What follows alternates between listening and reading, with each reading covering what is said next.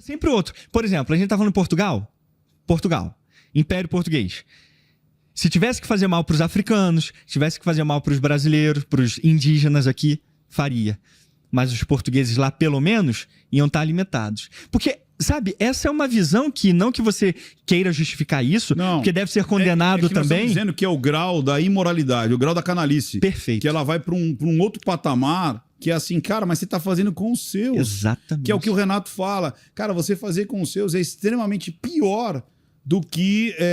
ele fala, os dois são crimes, sim, mas esse é pior ainda. Sim, não há dúvida que é pior, não há dúvida, porque você faz contra o seu próprio sangue, né? É como eles falam, porque assim, entre respeitar...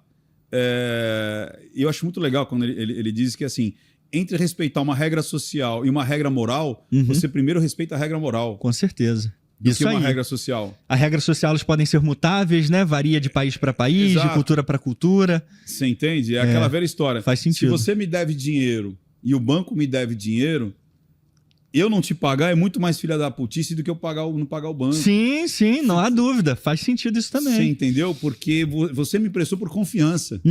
O outro me escreveu por uma questão de lei. Você entendeu como é que é? E tem todo um amparo legal por trás, né? É uma outra proposta, né? E aí entra naquela situação. Como é que eles chegaram lá? Com a proposta de vamos tomar conta de vocês. Em nome de vocês. Em nome de vocês e tomar conta de vocês, porque a gente sabe o que é melhor para vocês. É isso aí. Você entendeu como... Perfeito, dói. É isso que eu falo. Quando eu vejo vídeos assim, relativizando e minimizando, cara, o que foi a União Soviética, e pior ainda, colocando a culpa nos camponeses que estavam morrendo de fome, porque é um desvio cognitivo tão grande que eles têm... É uma seita. Na verdade, quem acredita nesses regimes, eles vivem um descolamento da realidade. Não, mas eles sabem, viu? Não é que eles não sabem. Não, sabem. Eles sabem exatamente... tudo isso que a gente está falando. Eles sabem. Eles fazem vista grossa porque eles acreditam que eles vão ter, do mesmo jeito que os bolcheviques... Sim. Tiveram, né? Tiveram para chegar lá. Tipo, peraí, eu vou fazer porque eu vou chegar. Então, só que o que dá um pouco de... Eu não sei se é dó. Acho que é dó. O que dá dó é que você vê esses elementos falando, parece que eles vão se usufruir... se essa situação for acontecer. Não, vai ser bom. Primeiro que a conta não vai fechar. Eles acreditam que realmente o capitalista malvadão vai continuar trabalhando, vai continuar investindo, vai continuar fazendo a roda girar e tudo, sabendo que tudo vai ser do Estado. Ou que tudo vai ser do jeito que... O cara vai falar, é isso, tchau, vou para outro lugar. Você entendeu? E outra é que é tão fantasioso que eles realmente acreditam que eles vão estar na cúpula. Porque só a cúpula se dá bem. Mas exatamente, é uma elite. Você falou tudo. É o que na União Soviética era conhecido como a burocratia, ou a inteligência. Era, sabe, a galera que estava lá no topo. Tanto que se você ver reescritos, eu cito uma outra obra do professor Vladimir Brovkin, por trás das linhas de frente da Guerra Civil. Behind the Front Lines of the Civil War. É porque só tem em inglês esses livros, infelizmente. Porque são livros muito especializados mesmo, né?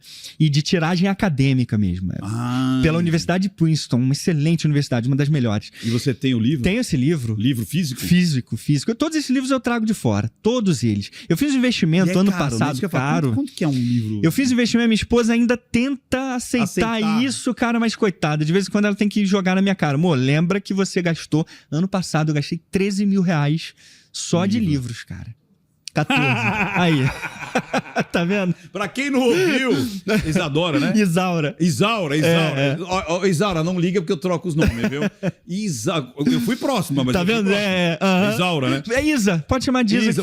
Me salva. Assim, Isa. Aí, pra quem não ouviu, né? Ele falou assim, 13, lá do fundo, ela falou assim, 14! Isso porque eu ia falar 12, cara. Ainda bem que eu falei 13, porque aí a reação foi menor, né? 14 mas mesmo mil. assim, não teve... mesmo estando na margem de erro. Se eu dissesse 13.900, ela ia dizer 14, entendeu? Claro. Porque realmente esse foi um investimento massivo, cara. Porque assim, eu queria destruir essas narrativas. Mas pensa bem, mais barato do que um iPhone. É verdade. Porque foram muitos. Eu comprei, assim, foram vários livros. Mas um livro que o livro mais importante sobre o Holodomor, eu ia pagar nele R$1.400. Um livro só. Só que um amigo meu, o Sidney, que trabalha até no aeroporto lá de Galeão, um amigão meu, viajou e ele trouxe pra mim. Aí que paguei bem mais barato. Mas assim, o que eu tô querendo dizer com isso? Esses que você livros... vai buscar na fonte. Exatamente. E são livros confiáveis. E outra, escrito pra galera de lá. De lá, especialistas da União Soviética que foram nos arquivos. É por isso que agora a única alternativa dessa galera pirracenta é ficar me chamando de revisionista. É só o que resta pra eles. Revisionista, falsificador, reescrever história. Reescrever história. Mas, na realidade, quem reescreveu a história foram eles. Foram eles, cara. A União Soviética, Stalin... o que você faz. Pronto. É sempre assim. A União Soviética foi o maior, um dos povos, talvez eu diria assim, dos governos, um dos regimes mais falsificadores da história. Porque eles negaram... Que era aquele lance de apagar pessoas da foto? Lembra de... Tem várias questões dessas aí. Os caras falam assim, esse cara foi um traidor? Sim. Traidor. Aí as fotos que o cara tava do lado lá do Lênin, o cara sumia. Mas você sabe que a gente não precisa nem chegar a isso aí não, Ricardo. Isso é um dos pontos. Mas o que a gente vai, para onde a gente vai, é para os arquivos soviéticos mesmo. Nos próprios documentos soviéticos, a gente encontra eles próprios dizendo nos documentos, precisamos negar isso não pode vir a público, isso tem que ser destruído. Vou citar um exemplo claro, assim, que a galera ainda hoje tem negacionista. O massacre de Katyn, na Segunda Guerra Mundial. Cerca de 25 mil poloneses da elite polonesa foi morta. Caraca. Pela União Soviética. Aí sabe em quem a União Soviética colocou a culpa quando os americanos chegaram lá e descobriram que tinha lá aqueles corpos, aquelas valas coletivas? Os nazistas. Quem fez isso aqui foram os nazistas. Na verdade, minto, os nazistas já tinham revelado antes. Porque os nazistas, eles ocuparam depois o pedaço que eles dividiram com a União Soviética. Eles foram avançando e tomaram um pedaço da União Soviética da Polônia. Aí eles encontraram aquilo ali, tiraram foto e revelaram para o mundo. Os soviéticos que fizeram isso aqui. O que os soviéticos fizeram em contrapartida? Não. Foram eles, não fomos nós. Vai provar. Agora, passou-se todo o período da União Soviética. Só com a queda da União Soviética e a abertura dos arquivos é que vieram à tona essa revelação. Revelação, confissão aberta, não só de Khrushchev, quanto de Andropov, todos esses líderes lidando com os números, citando os números, citando com todas as letras. O massacre dos mais de 20 mil oficiais poloneses lá em Katyn, a gente tem que destruir essa documentação, porque a propaganda oficial admite que foram os nazistas e não nós.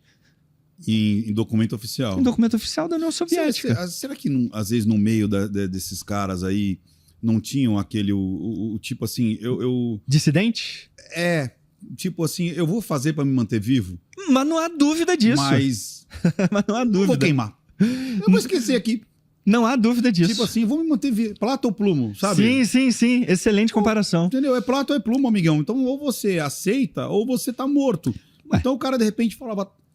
Cara, tudo bem, vai, Rússia, Isso. Só que por baixo ele fala assim, mano, o que é isso? Esse Dmitry Volkogonov, que é um ex-general soviético que foi responsável por liberalizar todos esses documentos para o mundo, com a queda da União Soviética, ele foi um desses. Ele foi um desses que precisou, ao longo de todos esses anos, fingir e enquanto isso ele foi arquivando documentos, foi escondendo documentos secretos para um dia revelar para o mundo. Mas, felizmente, a União Soviética caiu. Aí, meu amigo, ele diz na biografia dele, foi o momento mais feliz da minha vida, onde eu pude revelar para o mundo toda a podridão desse regime. Você imagina, agora eu entrei no corpo dele, cara. Sim. Você imagina o dia que ele falou, caraca... É agora. Eu vou poder... É agora, Acho que ele se encheu o rabo de vodka, né? Agora, meu amigo, agora. Mais ou menos isso aí. A gente consegue sentir. Mas quando você lê os escritos dele, as obras dele, você sente tristeza nele, cara. Não, mas como eu tô te falando, nesse sentido, cara, de tipo, ele ter... Imagina você sabendo que um monte de gente tá morrendo, um monte de mentira tá sendo contada, mentira em cima de mentira, onde aquele povo miserável... ainda continua acreditando e continua validando e continua, entendeu? Na mãe Rússia. E ele sabendo que, tipo, cara, isso não existe, eu sei que não existe. Mas para ele sobreviver, a família dele sobreviver, ele faz vista grossa para aquilo ali, só que vai arquivando, né? E você sabe que a falsidade, a mentira, é uma coisa que foi tão inerente da União Soviética que não só, por exemplo, nesse período da Grande Fome, agora a gente já chega no Holodomor, né? A pronúncia é com Holodomor. Holodomor. Se escreve com H. Em ucraniano fala Golodomor, né? Enfim, é porque... Mas eu posso falar Holodomor ou Holodomor? Pode falar Holodomor. É porque já foi aportuguesada, né? Tá, a palavra. Eu falo Holodomor porque é mais uma pronúncia ocidentalizada mesmo, né? Tá. Holodomor. Mas você pode falar Golod, por exemplo. Galadamor. Tem várias pronúncias aí já dependendo... Complicou. Deixa só no Holodomor que pra quê? Eu já chamo a sua esposa de Isa. Já tá bom. Aí você vem com Golod.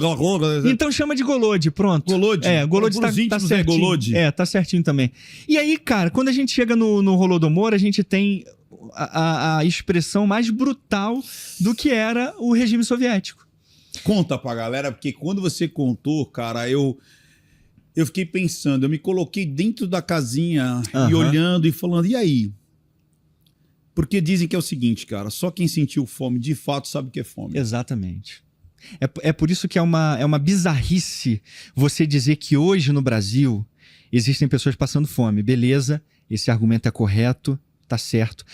Agora, um brasileiro hoje que passa fome em alguma região, ele pode pedir uma esmola em algum lugar, ele pode ir no restaurantezinho comer. Você não vê um brasileiro caindo morto de fome no chão. Caindo morto de fome no chão você não vê. Exato. Na União Soviética, milhões caíram mortos de fome. Porque não tinha absolutamente nada para comer. E a gente vai chegar na parte mais mordaz ainda. Imaginar assim, que a pessoa não tinha um gato, um cachorro, um grão... Porque já tinham comido. Exato, porque já tinham comido. O gato e o cachorro foi o primeiro a ser comido, cara. O papagaio... Casca de árvore. Qual que é? Quem come o papagaio? Sertão Veredas, não é? No Grande Sertão Veredas?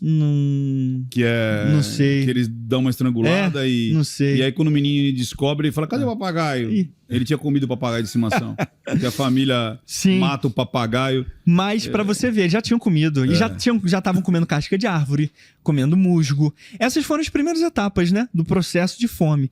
Porque a gente tem que lembrar, Ricardo, que foram 2 períodos de fome. Esse durante a Guerra Civil, que depois o próprio Lenin, em 1922, reconhece que a requisição dos grãos, a tomada à força dos grãos, foi o principal responsável por aquela crise política e econômica. Certo. No discurso dele, da NEP, da nova política. Porque eles têm que agora mudar a política.